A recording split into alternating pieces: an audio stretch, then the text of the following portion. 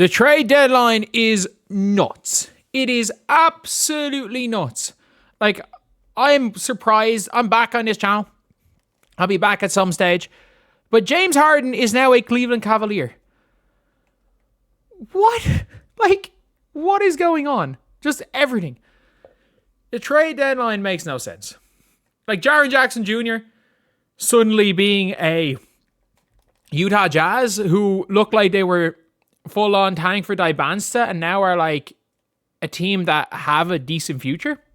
Like, if the Utah Jazz end up being a competent team, like if they end up being like somewhat competent, or at least even getting a good draft pick, they are literally going to be running with like Jaren Jackson Jr., potentially AJ Dibansta, Larry Markkinen, Walker Kessler, and Keontae George. That is an insane team. That team is insane.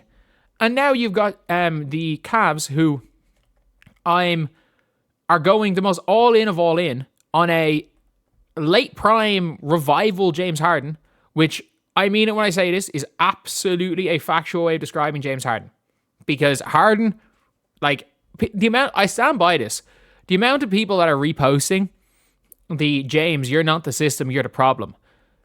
I get it. At the start of the year, James Harden he's kind of come back down to earth, but still, he wasn't that far off an all-star spot. Like, that is realistic for where the level James Harden is. He is still playing at a better level than Darius Garland. And for the Clippers, you get a bit younger. Like, I know that they were trying to hit on free agency. That's kind of one of the things the Clippers have been trying to do, is be like a free agent destination and trying to get some cap space. I don't hate Garland's contract either. Like, I understand small guards only have so much value, but like, to act like he wasn't an all-star for one of the best teams in the league recently, like, he's a multiple-time all-star, and I don't hate the contract.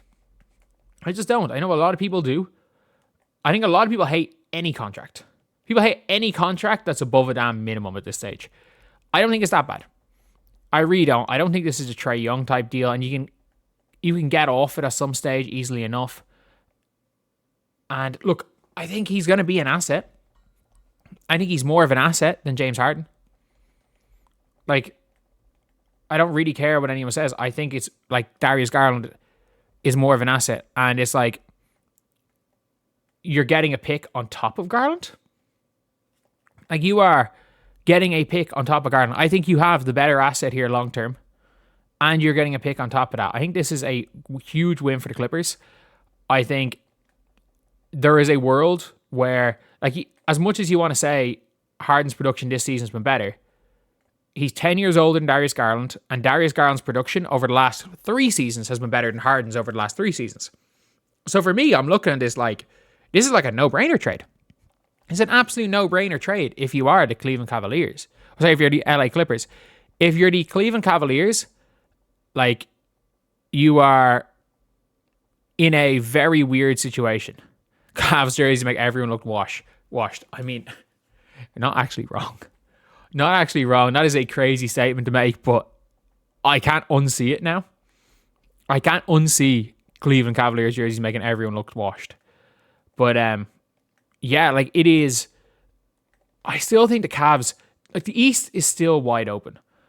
Like, there's a world where the Celtics make it out without Jason Tatum. It's not a good conference. And again, that I'm putting an asterisk there in how much do you believe in the Pistons. Like, I don't like the Pistons trade today. I think it makes them better for 1 year, but I still like Jaden Ivey. Albeit, like, at the time, everyone thinking the Pistons had looked into getting Jaden Ivey when everyone thought they were going to be getting Keegan Murray.